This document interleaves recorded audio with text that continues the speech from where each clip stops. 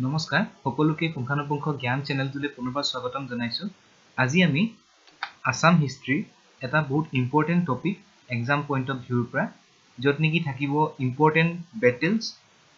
Treatise and movements আৰু বস্তুখিনি এনেকুৱাকে বনোৱা হৈছে যাতে আমাৰ এক্সামৰ পেটাৰ্নত কেনেকৈ খুধে যে মাজুলী ট্ৰিটি অফ মাজুলী কাৰ দিনত হৈছিল বা কেতিয়া হৈছিল কোনটো চনত হৈছিল আৰু কাৰ দিনত হৈছিল গতিকে হেতু ষ্টাইলত বনোৱা হৈছে তো যিকোনো এক্সামৰ কাৰণে আসাম পুলিশ হওক APSC হওক বেলেগ ডিপাৰ্টমেন্টাল এক্সাম হওক বা আহি থকা যেটো কমন এক্সাম হয় গুটিখিনি এক্সামৰ কাৰণে বহুত ইম্পৰ্টেন্ট হ'ব ভিডিওটো so let's start important battles treaties and movements under the Assam history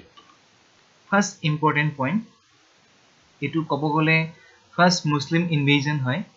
কমতা বা কামৰূপ কিংডমত হেতু হৈ গল 1206 মানে যেটো বছৰৰ পৰা আমাৰ আসাম হিষ্ট্ৰী মিডিভেল পিৰিয়ডটো আৰম্ভ হয় যেটো ফাৰ্স্ট মুসলিম ইনভেজন হৈছিল বখতিয়াৰ খিলজিৰ দ্বাৰা আৰু হেতু হৈছে মোহাম্মদ বিন বখতিয়াৰ খিলজিৰ দ্বাৰা এটা আক্ৰমণ হৈছিল আৰু কামৰূপৰ ৰজা আছিল পৃথু ডিউৰিং কামৰূপী ৰুলাৰ পৃথু ঠিক আছে তো first Muslim invasion Muhammad bin Bakhtiyar Khilji during the Kamrupi ruler Prithu ঠিক আছে আৰু এইখন যুদ্ধত এই পৃথুৰ জয়লাভ হৈছিল বখতিয়াৰ খিলজি হাৰিছিল এই সম্পৰ্কে কোট লিখা আছে যে বখতিয়াৰ খিলজি যে হাৰিছিল এই সম্পৰ্কে লিখা আছে কানাই বৰখি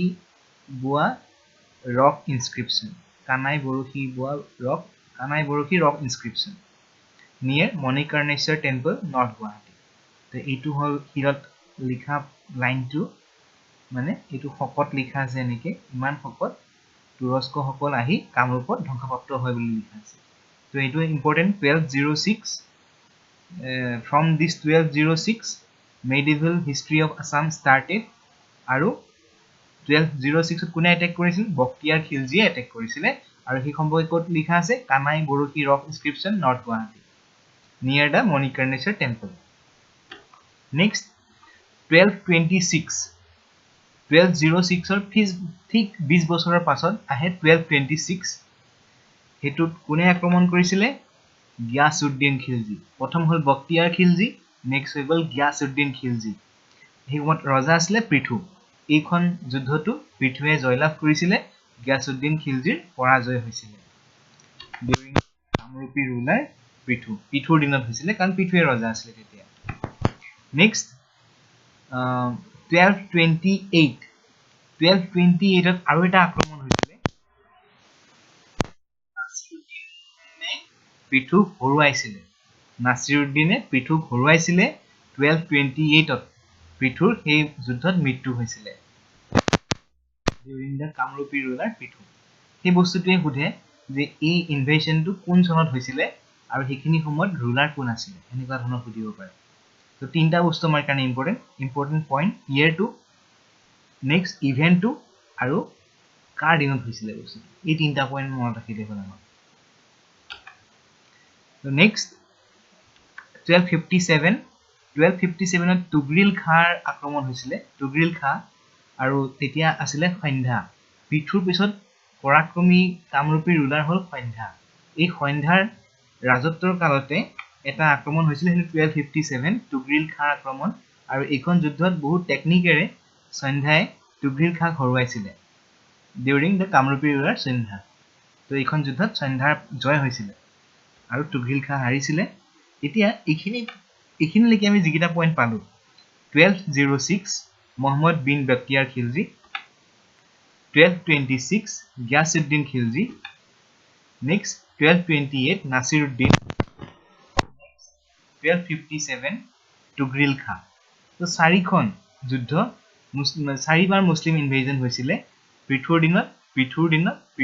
সন্ধ্যাৰ দিনত তো তাৰ পিছতে যেহেতু সন্ধ্যা এইখিনি সময়ত ৰুলাৰ আছিল তো এই 1257 ঠিক 3 বছৰৰ পাছত 1260 সন্ধ্যাই কি কৰিলে ৰাজধানীখন কামৰূপৰ পৰা কমতাপুৰলৈ শিফট কৰি লৈ গ'ল যাতে মেইন ৰাজধানীখন সেফ হৈ থাকে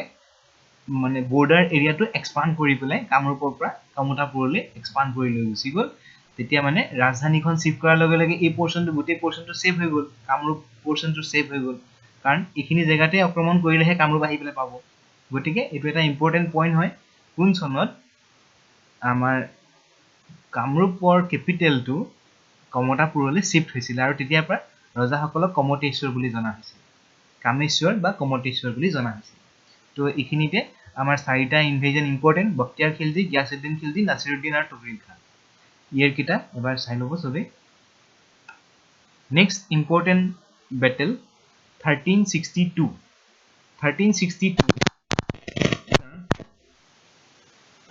Sikandar Shah attacked the Kamata kingdom 1362 during the Kamateshwar Indranarayan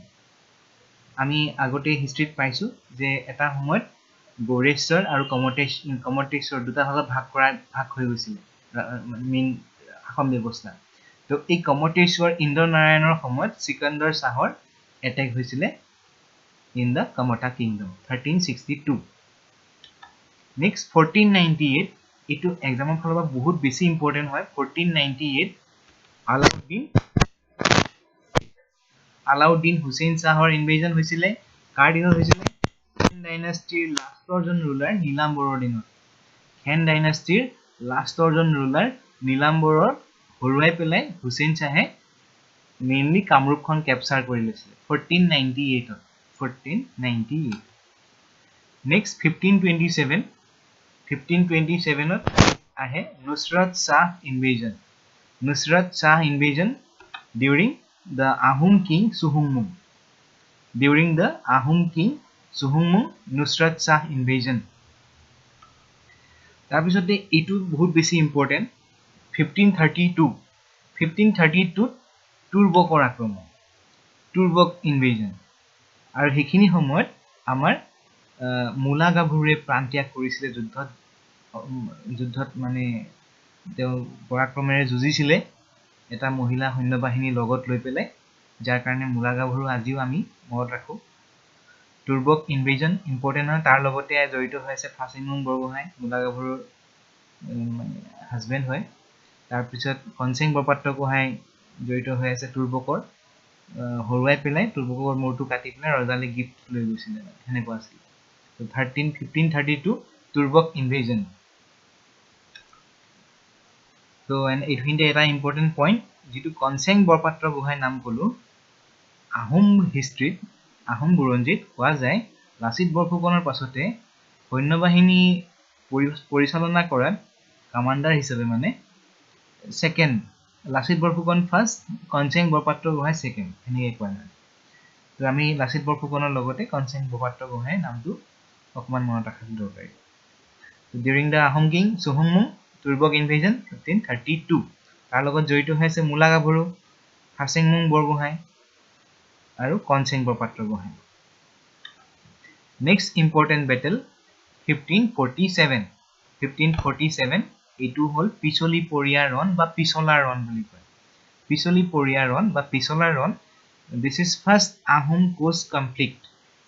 Ahom আৰু কোচসকলৰ মাজত এটো ফাৰ্স্ট কনফ্লিক্ট হয় পিছলি পৰিয়া বা পিছলা ৰণ 1547 during the Ahom king Suklengmu next 1563 Treaty of Majuli এটো APSC তে আহিছে এবাৰ Treaty of Majuli কাৰ দিনত হৈছিল বুলি আহিছে Treaty of Majuli হৈছিল সুখামফাৰ দিনত আৰু Treaty of Majuli এই অকমান আগত যেটো পিছলি পৰিয়া ৰণ এটো যেহেতু আহোম কোচ সম্ভাদ আছিল এই তাৰ লগতে অলপ ইন্টাৰ ৰিলেটেড হয় Treaty of Majuli টো আহোম কিং সুখামফাৰ দিনত হৈছিল Treaty of Majuli 1563 এতিয়া এনেকুৱা বস্তুবিলাক কিতেবা খুধে এই যে মাত্ৰ পালো Treaty of Majuli 1563 হেখিনি ট্ৰিটিখন কাৰ মাজত হৈছিল আহোমৰ ৰিপ্ৰেজেন্ট কৰিছিল কিং সুখামফা আৰু কোচ কমান্ডাৰ চিলাৰাই মানে সুখামফা আৰু চিলাৰাই মাজত এই ট্ৰিটিটো হৈছিল সাইন হেনেকুৱা বস্তুটো তো এনেকে কিতেবা খুধিব পাৰে যে আহোমক কোনে ৰিপ্ৰেজেন্ট কৰিছিল ট্ৰিটিখনত আৰু কোচক কোনে ৰিপ্ৰেজেন্ট কৰিছিল ট্ৰিটিখনত ঠিক আছে তো Treaty of Majuli 1563 during the Ahom King Sukhamfa.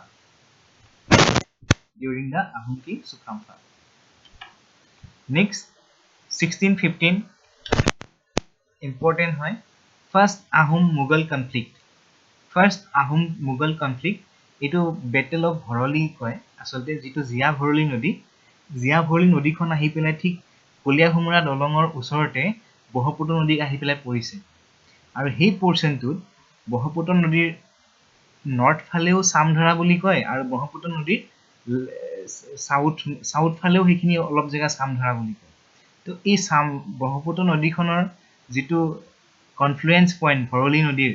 to hei Samdharar usorote ekhon dangor juddho hoisile heito first Ahom-Mughal conflict boli koy 1615 Battle of Bharoli boliu koy aru jihetu Samdhara khon Bharoli nodir parot to hetu point of kubat Samdhara boliu koy কিন্তু এতিয়া আমি exam point of view pra mainly Battle of Bharoli boli mota hilo first Ahom-Mughal conflict during the Ahom King Pratap Singh etu bostu important hoy jetia Mugholor logot first conflict hoisile tetia kintu Ahom roja asle Pratap Singh jak Biddho Sarvanaran boli koy jak Buddhi Sarvanaran boli koy Buddha roja boli koy etia ekhinte okoman ji Ahom-Mughal conflict homu okoman ami bostu khini okoman বহুত details ot bostu khini napao kotu kene তথাপিও যিমানখিনি information মই অলপ collect কৰিব try কৰিছো অকমান দিবলৈ চেষ্টা কৰিছো যাতে নেক্সট আমাৰ বস্তুখিনি এক্সপ্লোৰ হতে আমাৰ ইজি হয় এটো ফাৰ্স্ট বেটেল 1615 ত হয় তো বিভিন্ন জায়গাত হৈছিলে বস্তুটো বৰনগৰ হাজু কাজলি সামধৰা তো চাৰিটা জায়গাতে মানে যুদ্ধটো হৈছে 1615 ত কিন্তু বেটেল অফ ভৰলি বুলিয়ে কয় ফাৰ্স্ট বেটেল সেকেন্ড বেটেল হৈছিলে ধানিকাল আৰু ৰাণীহাটত গুৱাহাটী ৰাণীহাটত 1619 ত Third battle Kamrupot hoisile date to exact year to gom poa na jay fourth battle 1636 or pra 37 er majot hoisile aru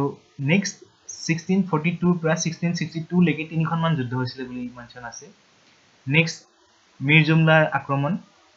63 Dhilajari Hat Treaty 67 Pandu recaptured 69 Alaboi Run 1671 Saraighat Run 1682 Itakhuli ৰন তো থুলমুলকে এই বস্তুখিনি দিবলৈ try কৰিছো তো ইয়াতে আমি ডিসকাশনৰ মাজেদি main correct point কিটা আমি নেক্সট উলিয়াব চেষ্টা কৰিম এখিনি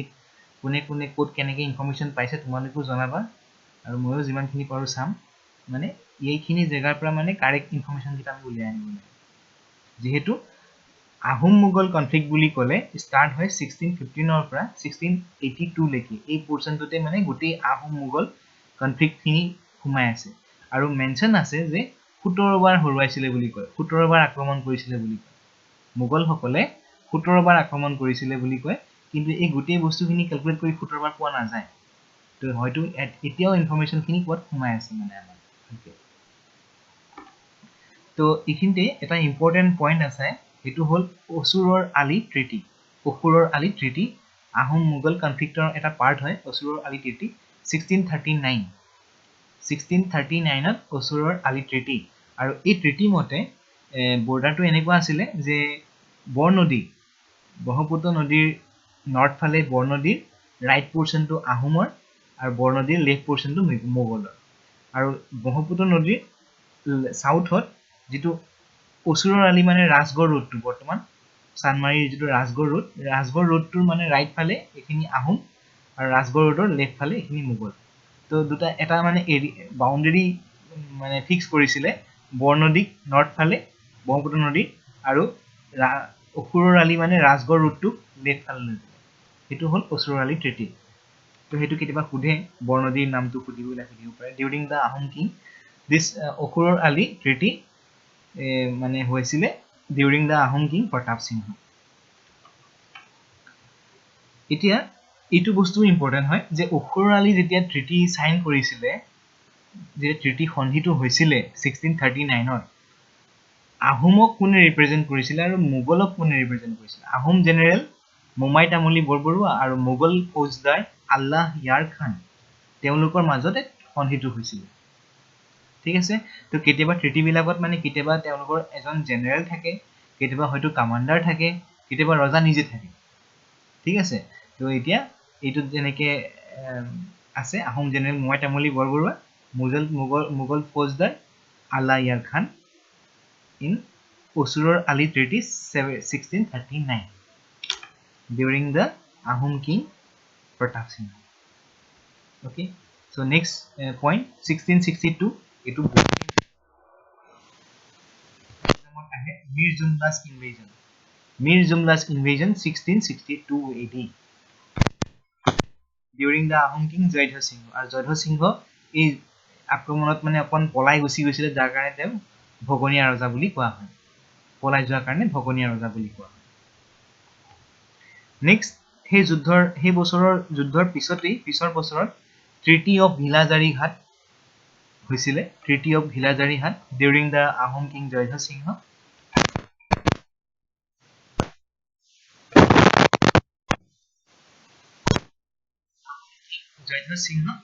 আৰু মোগলৰ ফালৰ পৰা আছিল মিৰ জুমলা যেটো মিৰ জুমলা নিজে আহিছিল যুদ্ধ কৰিবলৈ গতিকে জয়ধ্বজ সিংহ আৰু মিৰ জুমলাৰ মাজত এটা ট্ৰিটি হৈছিল এই ট্ৰিটিৰ যোগেদি কিমান লাখ টকা হেনেকে দিব লগা হৈছিল তাৰ পিছত জয়ধ্বজ সিংহৰ জিয়ৰী ৰমণী গাভৰুক পঠাব লগা হৈছিল মোগলৰ হাৰেমলৈ হেনেকুৱা কিছুমান পইণ্ট আমি ইম্পৰ্টেন্ট হয় 1663 ট্ৰিটি অফ ভিলাজাৰী হাট আৰু 1663 100 বছৰৰ আগত 1563 মাজুলী ট্ৰিটি অফ মাজুলী এই বস্তুকেইটা ইম্পৰ্টেন্ট হয় লিংক কৰিবলৈ ভাল মানে 100 বছৰৰ পিছত দুটা ট্ৰিটি অফ মাজুলী 1563 আৰু ট্ৰিটি অফ ভিলাজাৰী হাট 1663 okay next 1669 battle of alaboi এটো আজিকালি অপমান এটো পইণ্টে অপমান আমাৰ পেপাৰ বিলাকত আমি পাও কেতিয়াবা আলাবই ৰণ আৰু বস্তুটো মানে কি 10000 মান আমাৰ আহোম সৈন্যই মৃত্যু মুখত পৰিছিল এইখন যুদ্ধত আসলতে কোনো প্ল্যান নোহোৱাকে মানে ঘপককে যুদ্ধত নামিব লগা পৰিছিল ফোৰ্সত পৰি পাইথত পৰি তো পিছত আমাৰ আহোম সৈন্য বহুত বেয়াকে হাৰিছিল এইখিনি যুদ্ধত বেটেল অফ আলাবই প্ৰায় 10000 মান আহোম সৈন্য মৃত্যু হৈছিল তো 1669 আলাবই ৰণ তাৰ আগতে এটা বস্তু ইয়াতে অকমান জানি থোৱাটো ভাল 1667 ত Pandu ৰিকেপচাৰ্ড during the reign of Jaidha Singh next আহিব এতিয়া আমাৰ battle of alaboi during the Ahom King Chakradhar Singh ঠিক আছে এতিয়া মেইন আমাৰ এটো বহুত ইম্পৰ্টেন্ট হয় শৰাইঘাটৰ যুদ্ধ 1671 শৰাইঘাটৰ যুদ্ধ battle of Saraighat during the Ahom King Udayaditya Singh যিবিলাক বহুত ডাঙৰ বুৰঞ্জীবিদ আছে তেওঁলোকে এনালাইজ কৰি পেলাই গম পাইছে এখন অকল আমাৰ এই অসমৰ ডাঙৰ যুদ্ধ নহয় এখন বিশ্বৰ ভিতৰত এখন ডাঙৰ যুদ্ধ আৰু এনেকুৱা এখন ডাঙৰ যুদ্ধ যি অপজিশন পাৰ্টিত আছিলে প্ৰায় লাখৰ সমান সৈন্য আৰু একদম কম সৈন্যৰ লগত লৈ বহুত টেকনিক ইউজ কৰি পেলাই লাচিত বৰফুকনে বহুত ডাঙৰ ভাবে মানে যুদ্ধত জয় কৰিছিল সেইকাৰণে টেকনিকৰ ফালৰ পৰা এটো মানে গুটি আমাৰ পৃথিৱীৰ ভিতৰত এটা ডাঙৰ যুদ্ধ মানে বিৰল যুদ্ধ ক'ব গ'লে আৰু যিখিনি যুদ্ধ যেটো টেকনিক ব্যৱহাৰ কৰিছিল সেইখিনি মানে বেলেগ পোৰছনত চাগে কেতিয়াও হেনেকা ব্যৱহাৰ কৰা নাছিল মানে তো কিতাবা আমি ইন্টাৰেষ্টিং কৰিলে আমি এই ব্যাটেল অফ শৰাইঘাট আমি ডিসকাস কৰিম ভালকে কি ব্যৱহাৰ কৰিছিল তে কলগছৰ ভূৰ ব্যৱহাৰ কৰিছিল তাতে এনেকে জাঠি জুং ব্যৱহাৰ কৰি পেলাই এনেকে পানী উটুৱাই দিছিল যাতে তেওঁলোকে ভাবে যে সৈন্য আছে আৰু বহুতখিনি ইম্পৰ্টেন্ট পইণ্ট আছে মানে জানি মানে ভাল লাগিব যেতিয়া আমি সাধু নিচিনাকে বস্তুটো পঢ়িম কেতিয়াবা আমি ব্যাটেল অফ শৰাইঘাট ঠিক আছে তো ইম্পৰ্টেন্ট হয় 1671 battle of Saraighat next battle of শৰাইঘাটৰ এটা পইণ্ট কেতিয়াবা সুধে আমাক আহোমৰ কমান্ডাৰ আছিল লাচিত বৰফুকন আৰু মোগলৰ আছিল ৰাম সিং এইটো বস্তুটো কেতিয়াবা সুধে প্ৰায় সুধে ৰাম সিংটো বিশেষকৈ সুধে লাচিত বৰফুকনটো সবেই জানে যে লাচিত বৰফুকনৰ চেষ্টাতে জিকিছিল কিন্তু অপজিশন পাৰ্টিৰ কোনে লিড কৰি আছিল ৰাম সিং আৰু শৰাইঘাটৰ যুদ্ধ কাৰ্ডিনেট হৈছিল উদয়াদিত্য সিংহৰ হৈছিল নেক্সট বেটেল অফ ইটাখুলি এখন হল last Ahom Mughal conflict battle of Itakhuli কাৰ দিনত হৈছিলে during the Ahom king Gadadhar Singha next এই পইণ্টটো ইম্পৰ্টেণ্ট হয় অকণমান বেটেল অফ ইটাখুলি মানে আমাৰ নেক্সট লেভেলৰ যিবিলাক এক্সাম হ'ব হয়তো আমাক নুসুধিব যে বেটেল অফ ইটাখুলি কোন বছৰত হৈছিলে আমাক সুধিব যে সেই যুদ্ধখনত গম পালো যে গদাধৰ সিংহৰ দিনত হৈছিলে বুলি কিন্তু যুদ্ধখনক আহোমক কোনে লিড কৰি আছিলে দিহিঙীয়া আলন বৰবৰুৱা মোগলক কোনে লিড কৰি আছিলে মনসুৰ খান III হেনেকুৱা পইণ্টবিলাক আমাক নেক্সট কুৱেশ্যনত সুধিব মানে Ahom Dihingia Alan Borbarua Mughal Mansur Khan III during the Ahom king Gadadhar Singha লতা ৰণ আচলতে কেনেকুৱা হয় এটা মণিপুৰত মানে বুৰ্মা মানে মানসকলে আক্ৰমণ কৰিবলৈ গৈছে তো মণিপুৰৰ ৰজাই আমাৰ আহোম ৰজা ৰাজেশ্বৰ সিংহক সহায়ৰ হাত বিচাৰিলে তো ৰাজেশ্বৰ সিংহই এটা আহোম সৈন্যবাহিনী মণিপুৰলৈ পঠাই দিছিলে মানে যিহেতু বহুত পাহাৰীয়া ৰাস্তা আছিলে লতাবোৰ কাটি যিহেতু যুদ্ধখন কৰিছিলে মানে গৈ আছিলে তালে কিন্তু মানে এনেকুৱা হ'ল যেতিয়াই গম পালে যে বুৰ্মীসকলে মানসকলে যেতিয়া গম পালে আহোম সৈন্য আহি আছে বুলি তেওঁলোকে তাৰ পৰাই পলাই গুচি গ'ল তো এই যিটো যাত্ৰাটো সেইকাৰণে সেইটো লতা ৰণ বুলি কোৱা হয় 1768 during the Ahom king Rajeswar Singha next important Moamoria rebellion যাক কোৱা হয় চেকনি কোবোৱা ৰণ মোৱামৰীয়া বিদ্ৰোহক চেকনি কোবোৱা ৰণ বুলি কোৱা হয় আৰু এটা দীঘলীয়া এটা সময়কালৰ কাৰণে বিদ্ৰোহটো হৈছিলে প্ৰায় 1769 পৰা 1805 তথাপি মানে আমাৰ তিনিটা বিদ্ৰোহ তেনেকে বহুত ইম্পৰ্টেণ্ট হয় লেখত ল'বলগীয়া এটা হ'ল মোৱামৰীয়া বিদ্ৰোহ 1769 ডিউৰিং লক্ষ্মী সিংহ নেক্সট মোৱামৰীয়া বিদ্ৰোহ 2 1782 ডিউৰিং গৌৰীনাথ সিংহ নেক্সট 1786 ডিউৰিং গৌৰীনাথ সিংহ তো এই তিনিটা মোৱামৰীয়া বিদ্ৰোহ 1 মোৱামৰীয়া বিদ্ৰোহ 2 মোৱামৰীয়া বিদ্ৰোহ 3 লক্ষ্মী সিংহ আৰু গৌৰীনাথ সিংহৰ দিনতে নেক্সট ছেকেণ্ড আৰু থাৰ্ড এয়া হ'ল মোৱামৰীয়া বিদ্ৰোহৰ মেইন তিনিটা চন তাৰপিছত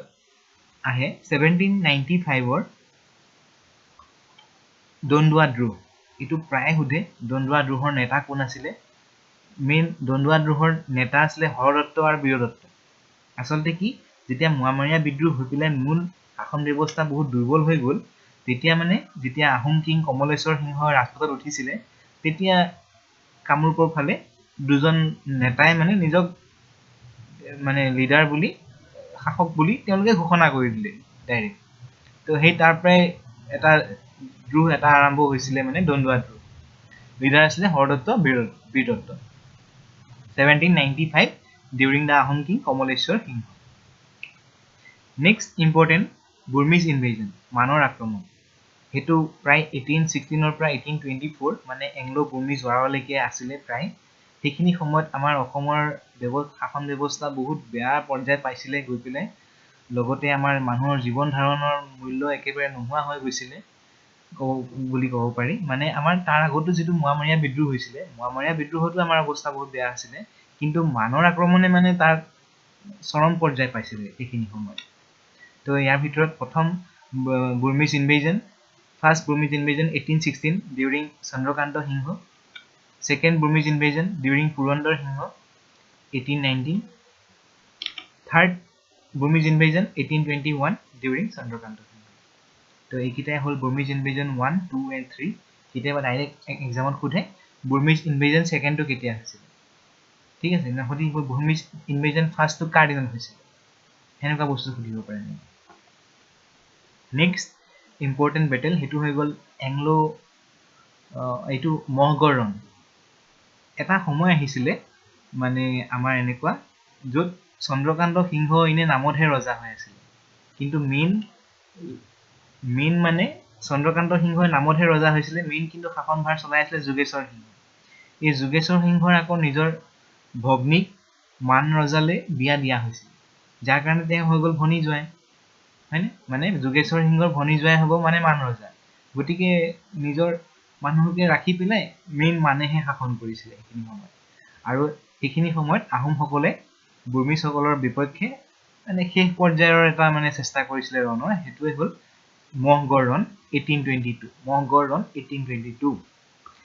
আৰু এটা আছিলে হেনেকুৱা ধৰণৰ হেতু হ'ল হাদিৰা চকীৰ ৰণ হাদিৰা চকীৰ ৰণটো মানে আমাৰ চেষ্টাৰ একেবাৰে শেষ প্ৰচেষ্টা আমাৰ আহোমসকলৰ দ্বাৰা হেতু আছিলে হাদিৰা চকীৰ ৰণ হেতু একেটাই চন্দ্ৰকান্ত সিংহৰ সময় আৰু যিখিনি সময়ত আসলতে নামতহে চন্দ্ৰকান্ত সিংহ আছিলে কিন্তু মেইন শাসনভাৰ লৈ লৈছিলে মানসকলে যোগেশ্বৰ সিংহক মানে ইনে ৰাজভাৰ দিছিলে হাদিৰা চকীৰ ৰণ আৰু মহগড় ৰণ 1822 তাৰ পিছতে আহে এংলো বুৰ্মিজ ৱাৰ এংলো বুৰ্মিজ ৱাৰটো মানে কি হ'ল যেতিয়া মানসকলে আহি অসম শাসন কৰিবলৈ ল'লে যেতিয়া মানে মানুহৰ পাৱাৰ আহি যায় তেতিয়া মানুহৰ আৰু লাগে মন হয় যে এইখিনি পাইছো যেতিয়া মোক আৰু লাগে সেইটো নেচাৰেল হয় মানে বস্তুটো আজিও দেখা যায় হেনেকুৱা সমাজত যেতিয়া মানে পাৱাৰ আহি যায় অলপ পাৱাৰ আহিলে মানে এইখিনি পাইছো যেতিয়া মোক আৰু লাগে তো মানে বুৰ্মি সকলে কি কৰিলে ভুলতে গৈ পেলাই ব্ৰিটিছ সকলৰ জায়গাটোক আক্ৰমণ কৰি ল'লে যেতিয়া বুৰ্মি সকলে ভুলতে ব্ৰিটিছৰ জায়গাত গৈ আক্ৰমণ কৰিলে তেতিয়া মানে আগতে আহোমসকলে ব্ৰিটিছৰ সহায় বিচাৰিছিলে কিন্তু ব্ৰিটিছসকলে অকমান ইগনোৰ কৰিলে যে আমি বেলেগৰ মেটাৰত হাত নিদো এটো তোমালোকে নিজে সলভ কৰি লোৱা কিন্তু যেতিয়া দেখিলে বুৰ্মিসকলে গৈ পেলাই ব্ৰিটিছৰ জায়গাত আক্ৰমণ কৰিলে তেতিয়া তেওঁলোকে বাধ্য হ'ল আৰু যেটো কাৰণে এংলো বুৰ্মিজ ৱাৰটো আৰম্ভ হ'ল 1824 মানে ইয়াণ্ডাবু ট্ৰিটি ঠিক 2 বছৰৰ আগত এংলো বুৰ্মিজ ৱাৰ ঠিক আছে নেক্সট ইম্পৰ্টেন্ট ইয়াৰ 1826 হেতু হৈ গ'ল ইয়াণ্ডাবু ট্ৰিটি 1826 এটি ইয়াণ্ডাবু ট্ৰিটি কাৰ মাজত হৈছিলে ব্ৰিটিছ ইষ্ট ইণ্ডিয়া কোম্পানী আৰু বুৰ্মিজ আৰ্মি বা কিংডম অফ আভা বা বুৰ্মিজ আৰ্মিৰ মাজত হৈছিলে এতিয়া এই ডেটটো কিন্তু অলপ মনত ৰাখাটো ভাল 24 ফেব্ৰুৱাৰী 1826 ত ট্ৰিটি অফ ইয়াণ্ডাবু হৈছিলে যাৰ যোগেদি আমাৰ অসমৰ শাসন ব্যৱস্থা ব্ৰিটিছৰ অধীনলৈ গুচি গৈছিল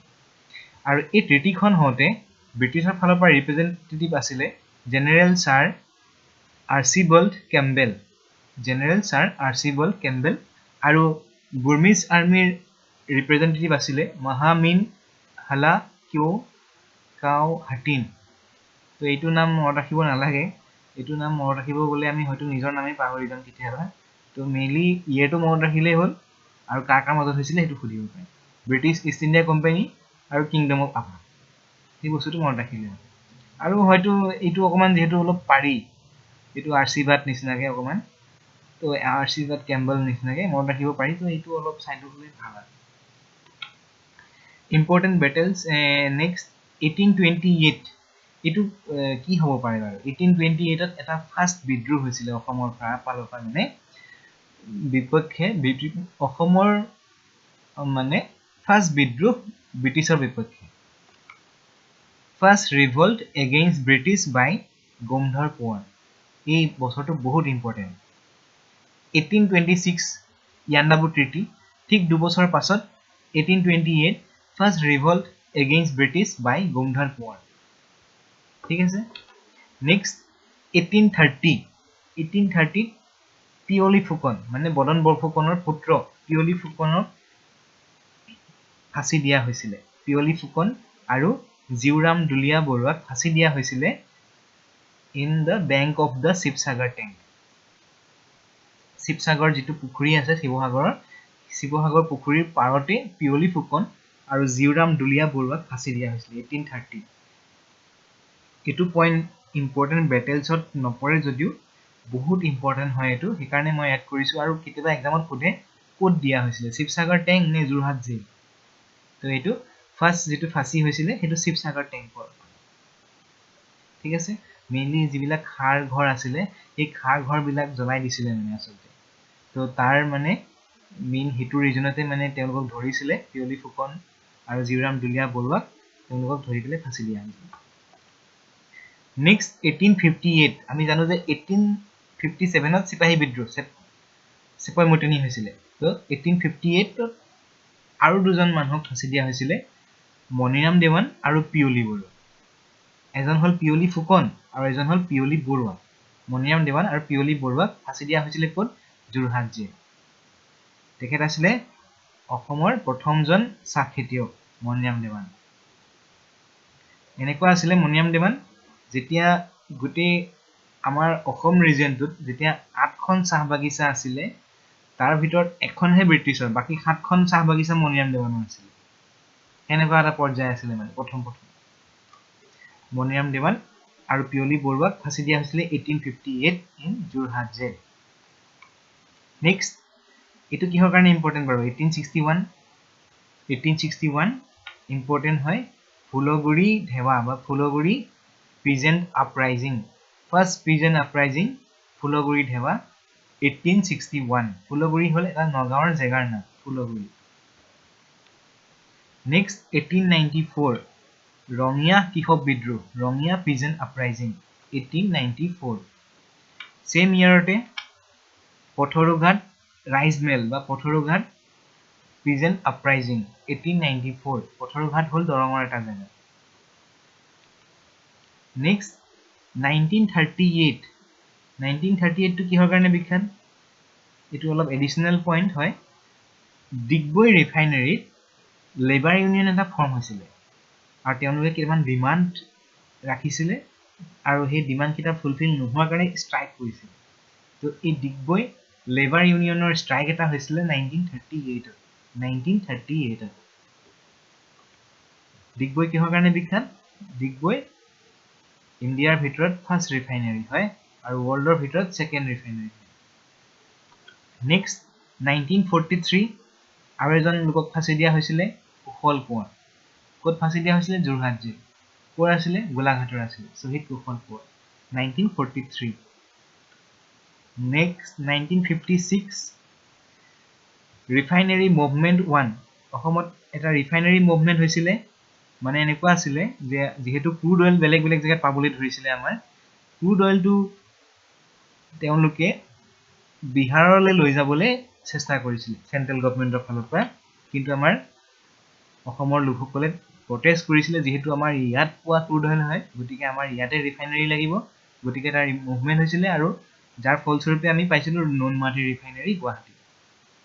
ৰিফাইনাৰী মুভমেন্ট 1 1956 ৰ দ্বাৰা আমি পাইছিলো নুনমাটি ৰিফাইনাৰী গুৱাহাটী নেক্সট এটো আসলতে 1967 হ'ব লাগিছিল 1967 ৰিফাইনাৰী মুভমেন্ট 2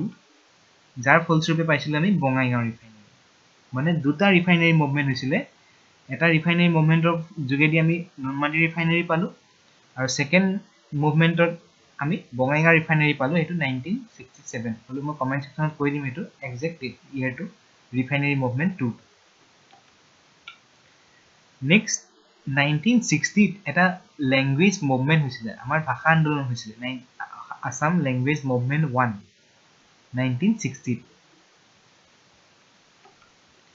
ঠিক একেদৰে ল্যাঙ্গুৱেজ মুভমেন্ট 2 1972 ঠিক আছে তো এই দুটা ভাষা আন্দোলন হৈছিল ভাষা আন্দোলন 1 1960 আৰু এটা নেক্সট 1972 এই বিষয়ে আমি কেতিয়াবা ডিসকাস কৰিম যে কিহৰ ওপৰত আন্দোলনটো হৈছিল দুটা ফেজত নেক্সট 1979 ৰ পৰা 1985 হেতু কিহৰ কাৰণে বিখ্যাত আসাম এজিটেশন আসাম মুভমেন্ট বিদেশী বিতাৰণক লৈ পেলে আসাম মুভমেন্ট হৈছিল প্ৰায় 6 বছৰ মান ধৰি পেলে এই এটা বছৰত আমাৰ এটো ইম্পৰ্টেন্ট হয় 81 ত যে যেটো সেন্সাস হয় এই অসমত 81 ৰ সেন্সাসটো হ'ব পৰা নাছিল এই মুভমেন্টৰ কাৰণে তাৰ পিছত 3 বছৰ মান প্ৰেসিডেন্ট ৰুল ইম্পোজ কৰিব লগা হৈছিল এই মুভমেন্টৰ কাৰণে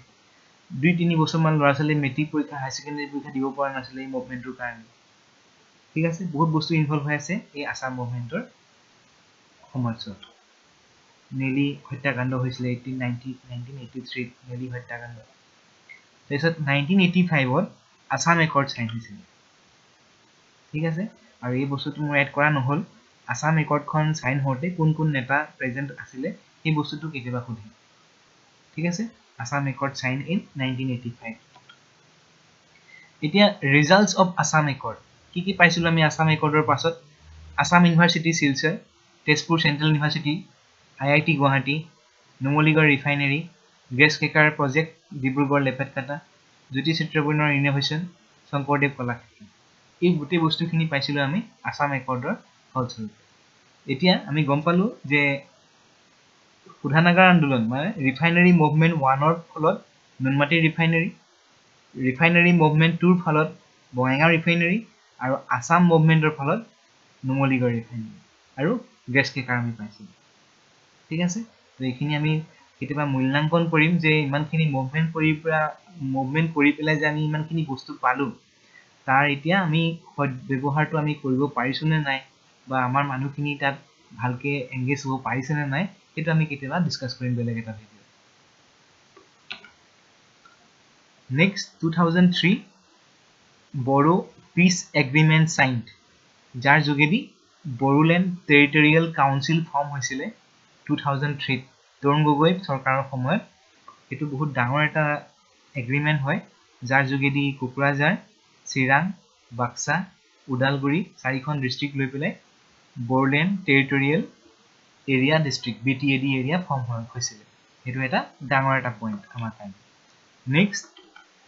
এটা ইম্পৰ্টেণ্ট পইণ্ট এইটো 2020 হৈছিলে বড়ো পিচ একৰ্ডখন এনেকুৱা এটা একৰ্ড যাৰ যোগেদি বড়োলেণ্ড টেৰিটৰিয়েল কাউন্সিল BTC খনক BTRলৈ আপগ্ৰেড কৰা হৈছিল তো আমি কেতিয়াবা চাম যে BTCক BTRলৈ আপগ্ৰেড কৰাৰ ফলত আমাৰ কি এডভান্টেজ হ'ব পাৰে কি ডিসএডভান্টেজ হ'ব পাৰে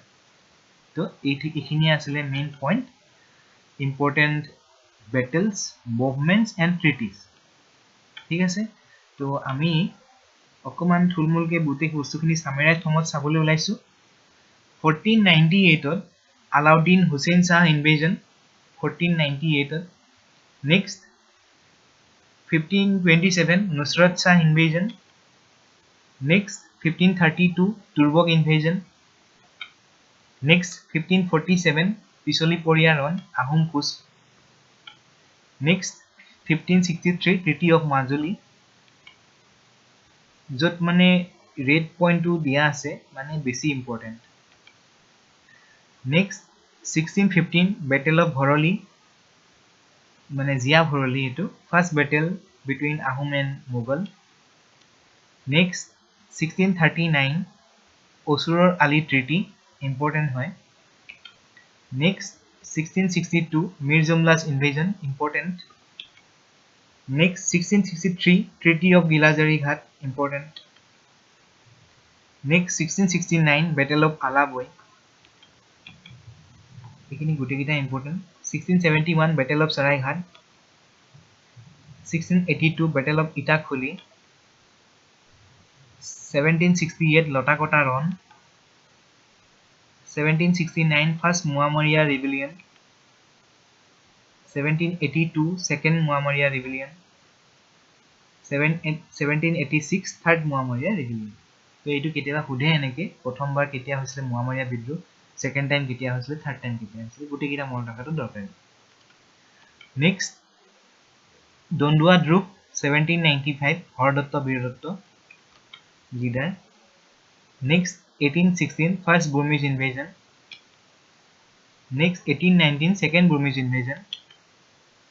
next 1821 third Burmese invasion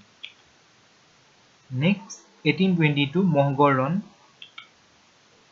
next 1822 হাদিৰা চকী ৰণ লাষ্ট মানে ট্ৰাই কৰিছিলে আহোমসকলে বুৰ্মিজ সকলৰ বিপক্ষে কিন্তু নোৱাৰিলে লাষ্টত আৰু ব্ৰিটিছৰ পিছত সহায় ল'ব লগা হ'ল next 1824 Anglo Burmese war next 1826 Yandaboo Treaty next 1861 Phulaguri Dhewa বহুত ইম্পৰ্টেণ্ট এইটো ফুলগুৰি ধেৱাটো এইটো next 1894 Rangia peasant uprising 1894 Patharughat ৰাইজমেন বা পথৰুঘাট পিজন আপৰাইজিং তো ফুলগুৰি আৰু পথৰুঘাটটো কিন্তু প্ৰায় সোধে 1861 আৰু 1894 নেক্সট 1979 পৰা 85 লৈকে Assam agitation 1985 Assam accord sign তাৰপিছত 2003 Bodo peace agreement 2020 Bodo peace accord 2003 Bodo peace agreement আৰু এটা হল বড়ো পিস একৰ্ড 2020 তো আমি এটা প্ল্যাটফৰ্ম ফৰ্ম কৰিছো আমি ইমান দিনে এটো পুংখানুপুংখ জ্ঞান চেনেলটোৰ যোগেদি it is a platform for discussion মানে এনেকুৱা নহয় যে আমি যিকিটা পইণ্ট আমি প্ৰেজেন্ট কৰিছো যে গুটিখিনি কাৰেক্ট হ'ব পাৰে যেহেতু আমি যিখিনি এভেইলেবল ৰিসোৰ্সেস আমাৰ আছে